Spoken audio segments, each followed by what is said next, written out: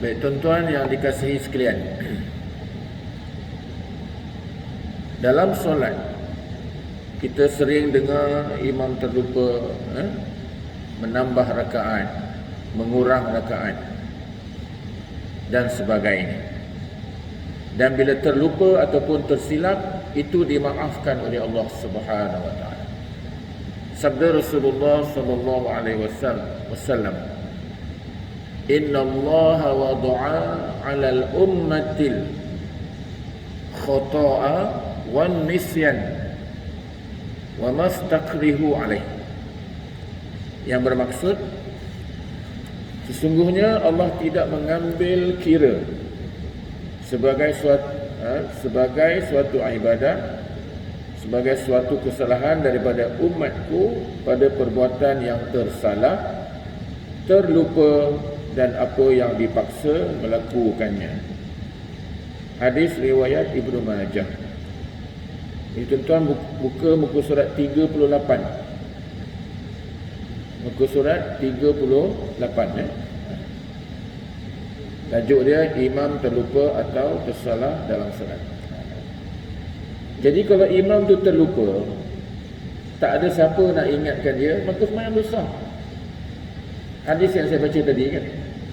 Jadi Allah tak ambil kira orang yang lupa, orang yang terlalai, orang yang terpaksa, yang dipaksa, yang tersalah, tak apa. Tetapi bila ada orang tegur, dia dah jadi lain. Bila ada orang tegur, maka dia kena perbetulkan balik. Baik, kita baca. Jika imam tersalah atau terlupa dalam mana-mana perbuatan solat, ia tidak membatalkan solat imam tersebut. Solat imam tak batal kalau tersalah, tersilap. Maka sebab itulah bila kita sembahyang berjamaah, yang nak membetulkan jamaah, makmum belakang. Makmum mesti peka. Makmum ni ada dua jenis. Satu dipanggil makmum peka, satu lagi makmum peka. Itu gelaran yang saya bagilah.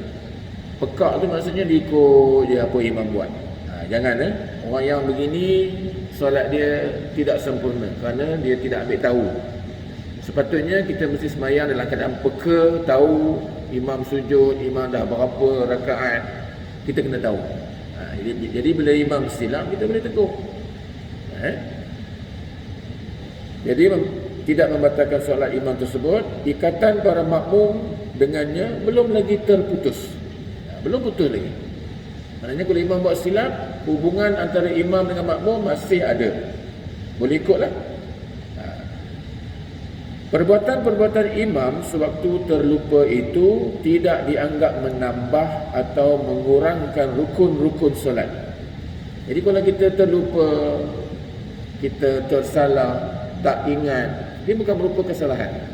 Selagi dia belum sedar lah. Tapi kalau dia dah sedar, maka dia kena perbetulkan balik. Itu yang saya baca tadi. Sabda Rasulullah sallallahu alaihi wasallam, saya baca tadi lah. Inna Allah wada'a an ummatil khata'a wan nisyan wa mastakrihu alaih. Iaitu sesungguhnya Allah tidak mengambil kira sesuatu ibadah ataupun sebagai suatu kesalahan daripada umatku pada perbuatan yang tersalah, terlupa dan apa yang dipaksa melakukannya. Walaupun kita dipaksa, kita tak redha kan, Allah tidak ambil kira. Ingat tak semasa Bilal bin Rabah diseksa kan, diletaknya batu di atas dada. Puak musyrikin kata jangan kamu mengesakan Allah. Dia tetap, kerana iman dia kuat. Kalau dia nak nafikan, dia pun boleh.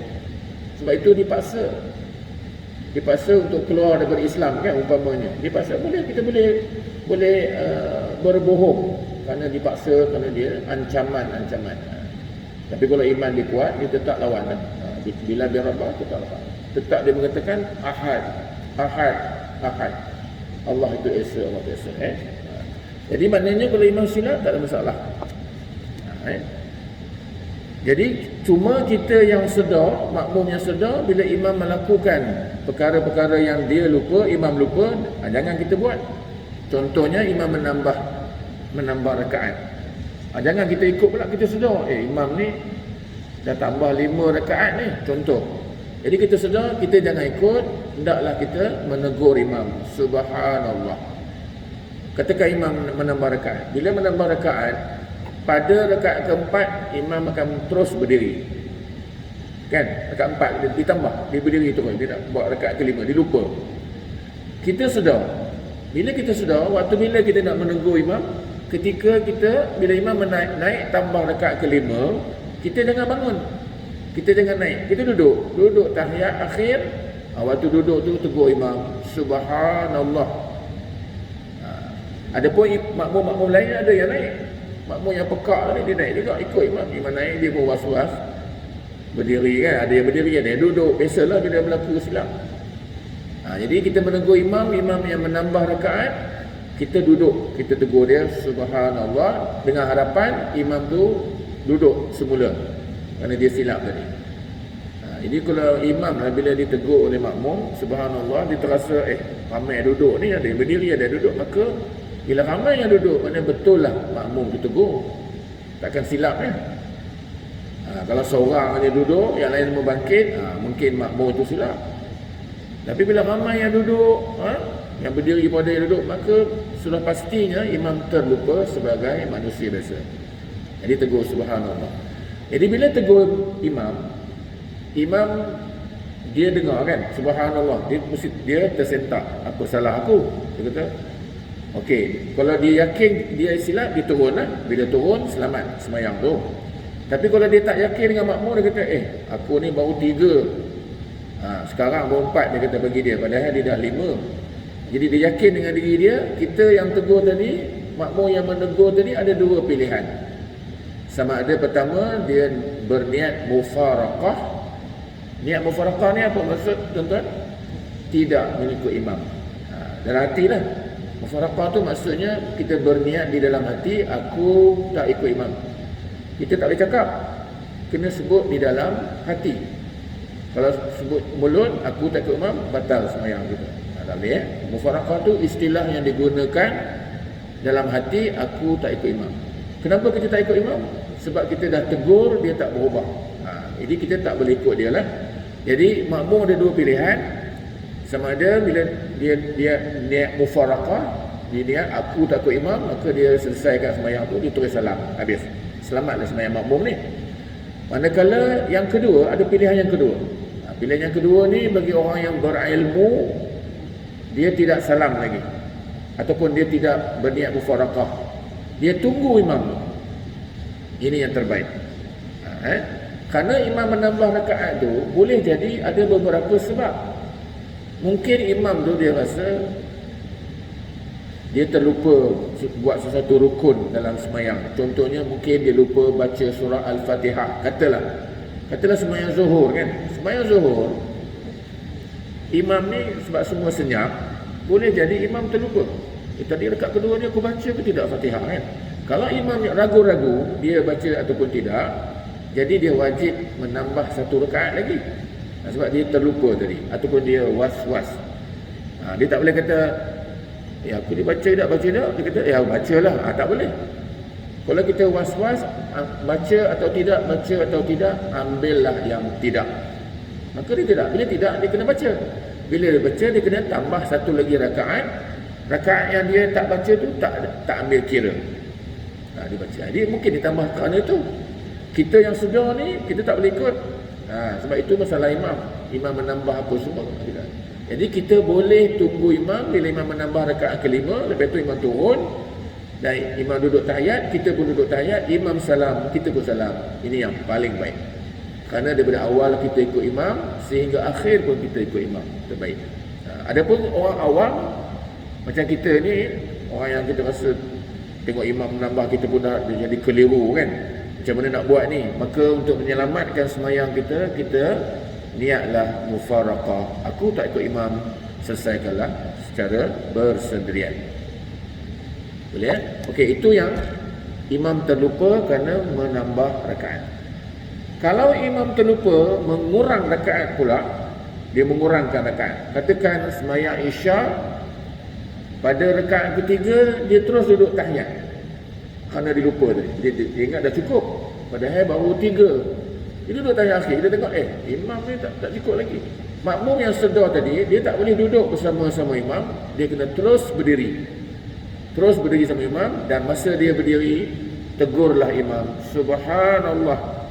Kan imam duduk tadi, subhanallah, supaya dia bangun. Kalau dia tak peduli juga, maka di situ makmum ada satu pilihan saja, dia terpaksa niat mufarakah. Aku tak ikut imam.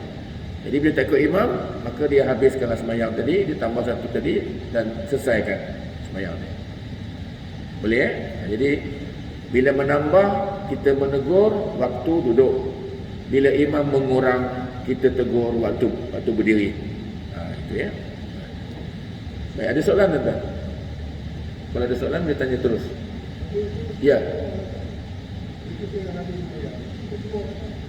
Kita keluar tengah lah.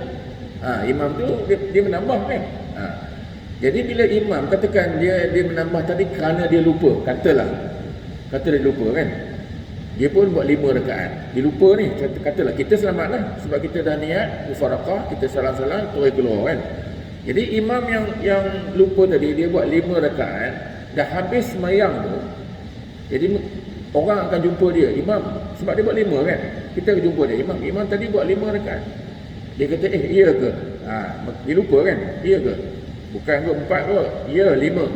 Kalau seorang, dia mungkin dia tak yakin lagi. Seorang dia kan? Tapi kalau ramai, 2-3 orang makmum kata, ya betul imam. Sana datang, haji tu datang, haji ni. Ya imam tambah tadi 5. Jadi imam dia dah rasa ragu-ragu. Bila dia ragu-ragu saja, maka dia wajib ulang semula sembahyang tadi. Dengan makmum yang pekak tadi. Dia kena panggil balik. Makmum yang ikut saya tadi, mari kita ulang balik sembahyang. Jadi leceh Betul, kalau boleh sembahyang ni janganlah kita ulang-ulang. Lambat. Orang dah balik dah, kita ulang lagi sekali. Sebab itu makmum menegur tu ambil kira. Makmum menegur. Makmum saya ramai yang sedar. Bila sedar tegur, kalau dia ikut, selamatlah sembahyang. Boleh? Boleh je? Jadi maknanya makmum yang dah habis tadi, dia boleh keluar lah. Ada soalan? Ambil alih lah. Mana kalau kita dah keluar kosong, imam sedang sembahyang lagi, jadi makmum tu dia kena ke depan lah. Dia kalau nak mengurangkan pergerakan, yang belakang datang ke depan. Tuan-tuan, kita sembahyang ni jarak 1 meter kan. Jarak 1 meter kerana adanya COVID. Kalau tak ada COVID, kita rapat. Jadi konsep rapat dengan yang berjarak ni sama. Kalau ada kosong, walaupun kita berjarak, ada satu saf tu kosong kan, orang keluar ke batal. Jadi kena ganti juga ke depan. Sebaik-baiknya yang belakang ke depan. Kenapa tak boleh yang kiri bergerak ke kanan ataupun kanan bergerak ke kiri? Kenapa? Kerana dia melibatkan banyak pergerakan. Katakan kosong saf pertama kan. Jadi sebaiknya kalau kosong sebelah tepi ni, yang nak gerak yang mana? Sepatutnya sebelah sana lah.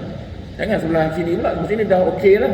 Kalau sini dia akan bergerak banyak. Orang ni bergerak. Sebab nak memenuhi kekosongan tu.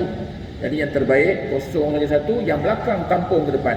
Dan yang belakang yang kosong tadi, sah kedua, yang belakang sana pula sah ketiga naik ke depan, naik. Jadi kurang pergerakan. Kalau tidak, semua bergerak banyak Boleh? Okey. Ada lagi? Kalau tak ada, saya sambung. Muka surat 39. Permasalahan imam, beberapa situasi kelupaan imam. Yang pertama, imam terlupa baca surah Al-Fatihah pada rakaat kedua solat jahriyah. Jahriyah ni solat suara kuat. Contohnya solat maghrib, isya dan subuh. Imam terlupa baca surah Al-Fatihah. Hendaklah para makmum mengingatkan imam dengan ucapan subhanallah dan memperdengarkan bacaan Al-Fatihah supaya imam tahu apa kesalahan dia. Contoh imam ni, sebab ni sembahyang kuat. Sembahyang kuat ni patutnya tak lupa lah kan, tapi boleh jadi lupa. Katalah rakaat pertama dia ingat baca Fatihah, Bila naik rakaat kedua, Allahu Akbar, diri, terus dia baca surah pula. Bismillahirrahmanirrahim. Idza jaa lupa imam ni tak baca Fatihah ni. Makmum sedar, makmum tegur, subhanallah. Cara nak menegur imam, kerana imam tak baca Fatihah, jangan kata subhanallah, imam Fatihah, bukan macam tu. Itu dah bercakap. Cara nak menegur dia, subhanallah, bacakan Bismillahirrahmanirrahim. Alhamdulillahirabbil alamin. Kita tunggu dia ada respon tak imam tadi. Kalau dia aku tu lupa Fatihah rupanya, dia baca dah Fatihah. Kalau dia diam lagi, ulang lagi. Alhamdulillahirabbil alamin. Ar-Rahmanir-Rahim. Kita baca begitu. Itu cara menegur imam. Kita bacakan.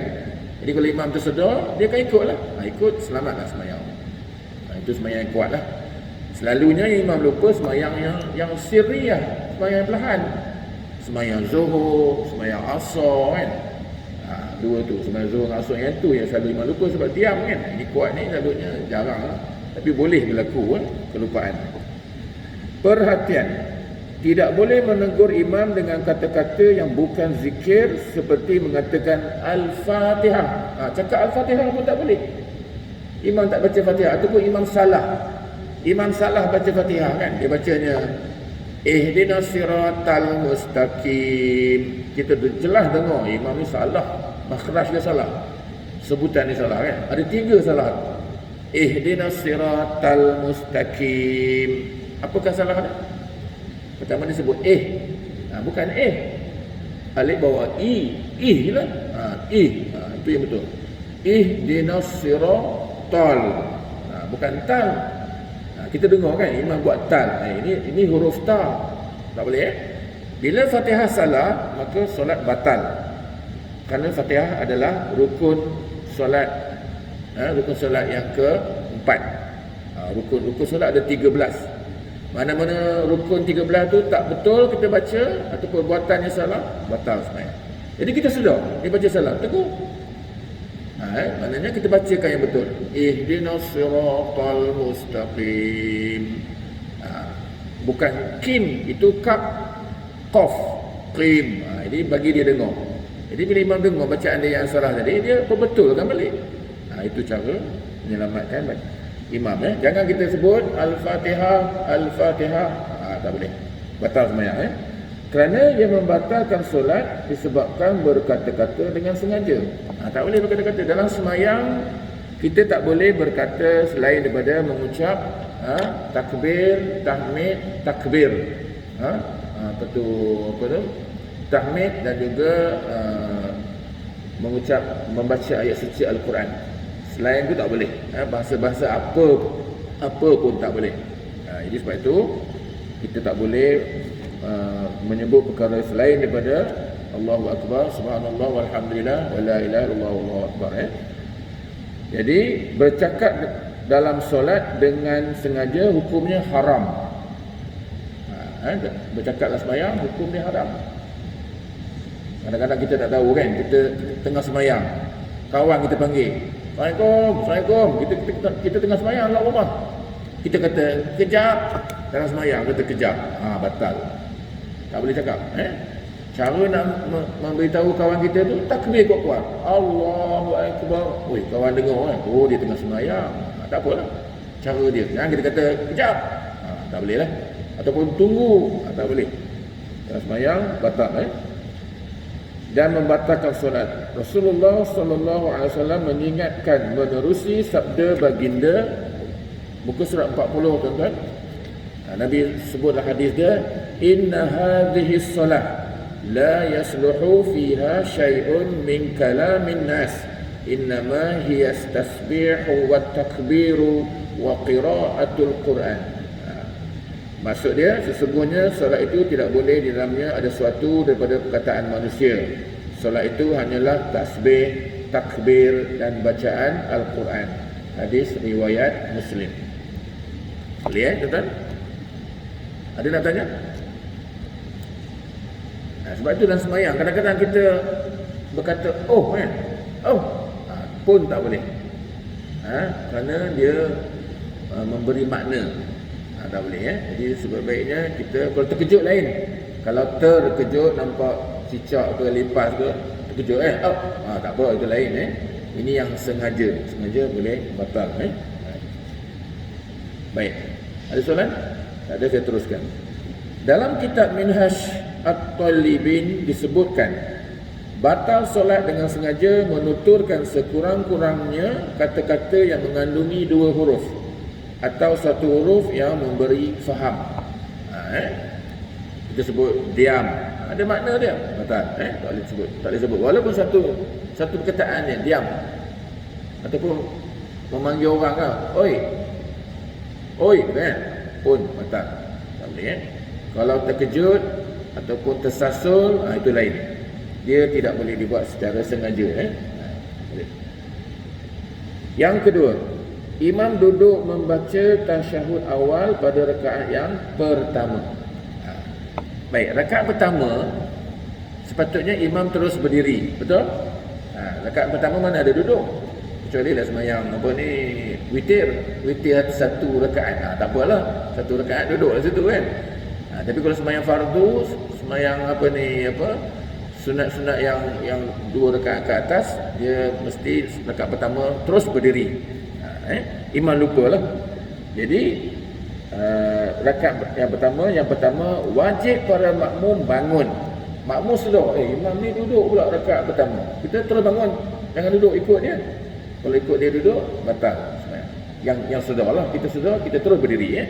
Jadi dia kata wajib para makmum bangun berdiri dan mengingatkan imam dengan ucapan subhanallah, agar imam sedar lalu bangun daripada duduk yang salah itu. Jadi imam bila nak kena tegur, kena bangkit. Jangan duduk juga. Kalau dia duduk, makmum tak ada pilihan, niat mufaraqah makmum tadi. Imam mungkin dia tak yakin. Dia tak yakin, tapi lepas sembahyang tu tanya balik dia. Kalau dia lupa, dia kena ulang balik. Boleh, tuan-tuan? Baik. Yang kedua, jika imam tidak bangun, dah tegur dah, subhanallah, diam dia buat je. Selepas diingatkan, maka makmum yang berdiri diberi 2 pilihan, iaitu mufaraqah daripada imam atau terus menunggu sehingga imam bangun. Jadi kalau boleh menunggulah, tapi ada jangka masa tertentu lah. Bila kita tegur subhanallah, tengok imam bangun tidak, diam lama sangat, kita rasa tak ada jalan dia nak bangun ni, maka tak payah ikut mufaraqah lah. Tapi kalau kita tegur subhanallah, tengok ada reaksi macam dia nak bangun, tunggu. Jadi tegur dan tunggulah. Tapi kalau kita tegur, tengok dia tak ada riak dia nak bangkit, kita terus niat mufaraqah. Boleh? Yang kedua tu boleh? Boleh faham? Baik, yang ketiga, muka surat 41. Makmum yang ikut duduk bertasyahud dalam keadaan sedar akan kesalahan imam, ia dianggap sengaja melakukan kesalahan dan batal solat makmum berkenaan. Sebab itu, kalau kita sedar kesalahan imam, jangan ikut. Jangan kita kata, imam yang salah, aku betul, aku ikutlah dia. Tak boleh. Sebab imam ni, dia sebagai pemimpin, tuan-tuan. Sebab itu Nabi dalam Al-Quran sebut, aqimus solah, dirikan solat. Ada 2 tempat Allah sebut dirikan. Aqimus solah, satu, dirikan solat. Yang kedua, aqimuddin, dirikan agama. Aqimuddin wala tatafarraqu fih. Jadi bila perkara yang berkaitan dengan mendirikan suatu benda yang sangat besar, satu benda yang sangat besar. Jadi maknanya kalau imam dia buat salah, dah tegur, dah tak bangkit juga, kita tak boleh ikut dia. Walaupun dia yang buat, dia yang mengurang rakaat kan, dia yang menambah rakaat, dia ikut. Aku tak ikut imam ni. Sebab imam ni adalah pemimpin. Jadi pemimpin mesti membawa rakyat dia ataupun jamaah dia ke arah yang lebih baik dan yang betul. Jadi maknanya batal solat makmum berkenaan jadi maknanya kalau dia tahu imam itu salah, dia ikut juga batal. Ada pun makmum yang pekak tadi, yang tak tahu tu, dia ikut imam ni. Aku janji ikut, tak apa, sembahyang dia sah. Tapi walaupun sah, pahala dia tidak sempurna. Kerana dia buat benda yang salah. Kalau lepas mayang pula, imam tadi diberitahu oleh makmum, imam tadi tambah rakaat. Dia kata iya ke? Dia dalam ramai jumpa dia kata ya betul, imam tambah, katakan dia dah goyang, dia kena ulang balik. Sebab imam dia kena yakin dengan diri dia. Kalau dia yakin sampai kesudah dia kata betul, selamatlah sembahyang tu. Tapi kalau dia dah goyang, ya ke, maka dia kena ulang balik sembahyang. Leceh. Baik, yang keempat, tidak batal solat makmum yang ikut duduk kerana terlupa. Makmum yang pekak tadi ikut imam tu tak betul, sah sembahyangnya.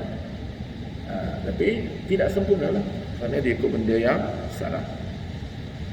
Yang ketiga, imam bangun kepada rakaat yang lebih, seperti rakaat kelima bagi solat asar atau rakaat keempat bagi solat maghrib. Tadi saya dah sebut, imam menambah rakaat. Yang pertama, wajib pada makmum duduk menunggu imam pada tasyahud akhir. Tasyahud akhir itu tahiyat akhir lah. Duduk, imam tambah naik. Dia naik rakaat kelima, kita jangan naik, duduk. Masa duduk tu, dan mengingatkan imam dengan ucapan subhanallah, agar imam sedar lalu duduk semula. Kalau dia sedar, dia ikut lah. Kalau dia tak ikut juga, dia tegur tak mau juga duduk, kita niat mufaraqah. Yang kedua, jika imam tidak turun duduk semula selepas diingatkan, makmum yang duduk itu diberi dua pilihan. Tadi saya dah sebut, iaitu pertama, mufaraqah, niat mufaraqah, aku tak ikut imam, daripada imam, dan atau terus menunggu sehingga imamnya bertasyahud. Sebab imam menambah tadi saya sebut, mungkin dia lupa, mungkin dia ada benda yang dia buat dalam sembahyang, dia tambah rakaat. Sengaja dia tambah tadi, kerana dia tak baca Fatihah contohnya, dia tambah kan. Jadi sebab tu kita boleh ikut dia. Yang ketiga, makmum yang ikut berdiri dalam keadaan sedar imam pada kedudukan yang salah, dianggap sengaja melakukan kesalahan, batal solat makmum berkenaan. Jadi kalau makmum yang ikut tadi, imam menambah, dia pun ikut nambah, dia sedar ni, imam ni salah ni, tak apalah, imam tambah, aku pun tambah jugalah, batal sembahyang makmum yang tahu tadi. Yang tak tahu tak apa, yang tahu jangan ikut. Yang keempat, tidak batal solat makmum yang ikut berdiri kerana terlupa. Makmum yang terlupa tak apa, sembahyang dia sah. Apapun lupa tak ada masalah, selagi dia lupa selama-lamanya. Kalau lepas tu dia ingat, dia wajib ulang. Balik rumah umpamanya dah sembahyang Isya, kita dah sembahyang Isya kan, sembahyang katalah 5 rakaat, semua tak sedar, semua terlupa kan, padahal memang 5 rakaat. Balik rumah, siapa pun tak ada tegur, sah sembahyang.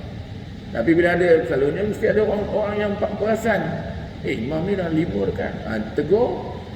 Dan bila tegur, imam tu dah goyang, wajib ulang semula.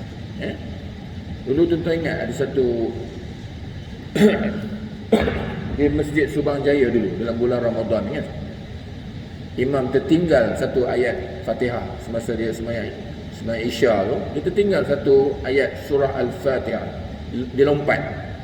Jadi makmum ada yang sedar, tapi makmum duduk belakang, tak duduk depan. Yang depan ni semua tak sedar, ikut je sampai habis.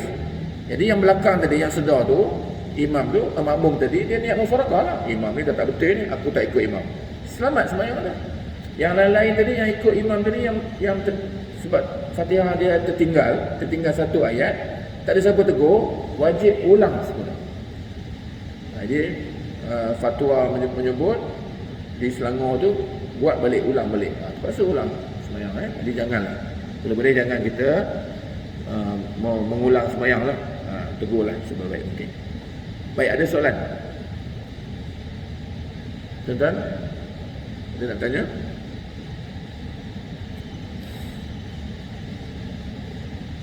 Tentang bab sembahyang. Bab sembahyang ni 1001 masalah.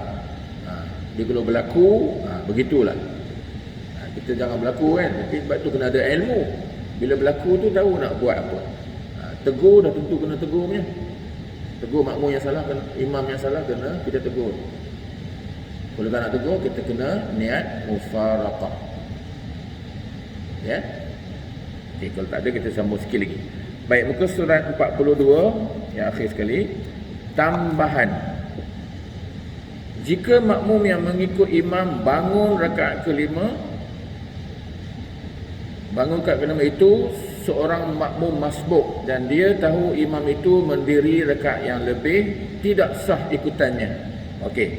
Ini cerita imam menambah rakaat. Makmum pula makmum masbuk. Tuan-tuan tahu masbuk? Masbuk ni dia datang lambat. Jadi makmum yang lambat ni dia dah hilang satu rakaat lah. Katalah rakaat kedua baru dia sampai. Jadi oleh kerana imam tadi menambah jadi 5, makmum yang ikut tadi kalau ikut kan dia buat 4 lah kan. Imam tu buat 5, makmum tadi dia lambat satu rakaat, dia buat 4 lah. Kalau makmum tadi yang masa masuk dia sedar kesalahan imam, maka dia pun tak sah juga. Jangan ikut imam tu. Tapi kalau makmum masuk tu dia tak tahu kan imam ni menambah ke tak menambah ke, dia ikut je dan tiba-tiba dia kata cukup pula rakaat aku ni. Tak apa, sah. Janji makmum yang masbuk tidak perasan, dia tak tahu. Itu kelebihan dia lah. Tapi kalau dia sedar, dia sebut di sini, jika dia mengikutinya dengan kejahilan dan mendapat semua rakaat dengannya, maka ikutannya sah. Sah tadi sebab imam menambah. Imam buat 5, makmum yang masbuk tadi dia buat 4 lah kan. Sebab dia tak lewat. Dia kata cukup lah sembahyang aku. Cukup, sah. Kecuali dia sedar kesalahan imam dan ikut. Jadi bila sedar dia anggap rakaat tu tak kira, maka bila imam salam dia wajib tambah satu lagi rakaat. Sebab tak cukup. Dan rakaat yang lebih itu dikira untuknya mengikut qaul yang sahih.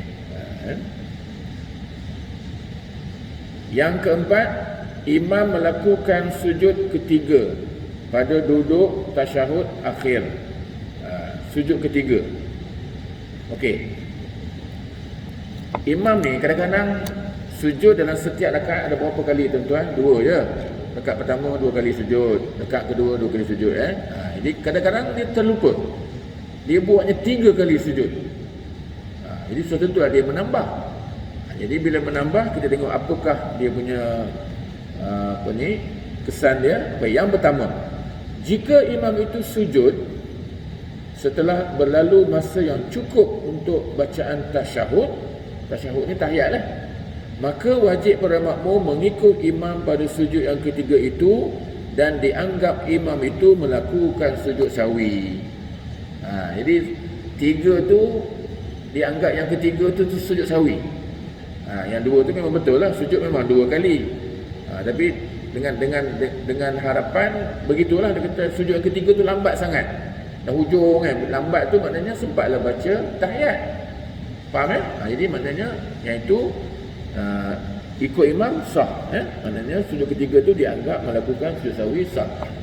Kalau imam buat sujud sahwi tuan-tuan, makmum wajib ikut.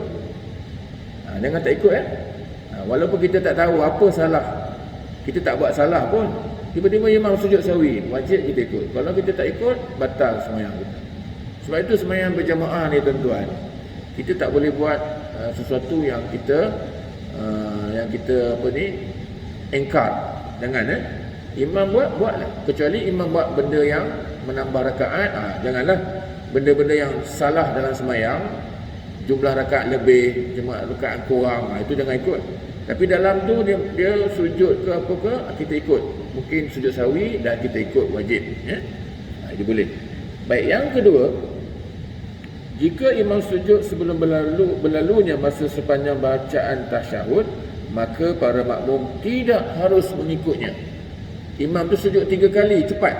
1 sujud, duduk antara sujud. 2 sujud. Kemudian yang ketiga pun begitu juga, cepat kan. Jadi tak sempat nak baca tahiyat dah. Maknanya ini bukan sujud sahwi ni. Ini imam betul-betul terlupa, dia buatnya 3 kali. Kita sedar, sujud yang ketiga jangan ikut. Kerana imam dah melakukan kesalahan. Imam belum tentu batal sebab dia lupa. Makmum tadi. Kalau makmum ingat, jangan ikut. Dia kata tidak harus mengikutinya. Kalau makmum tu lupa ikut, tak apa. Yang sedar jangan ikut. Yang mana lebih baik? Lebih baik kita jangan ikut. Yang sedar ni, kita kena jadi makmum yang peka. Itu sembahyang yang terbaik. Kerana dianggap sujud itu sebagai terlupa. Sujud yang ketiga tu yang terlupa. Dan tidak boleh dianggap sujud sahwi. Tak boleh sujud sahwi lah. Sebab dia berturut-turut sujud 3 kali tu. Ini dah tentu imam lupa. Kerana waktunya belum tiba lagi, iaitu dia punya bacaan tahiyat tu tak sempat. Memang dia cepat sangat. 3 kali, mana yang ketiga tu dia lupa. Boleh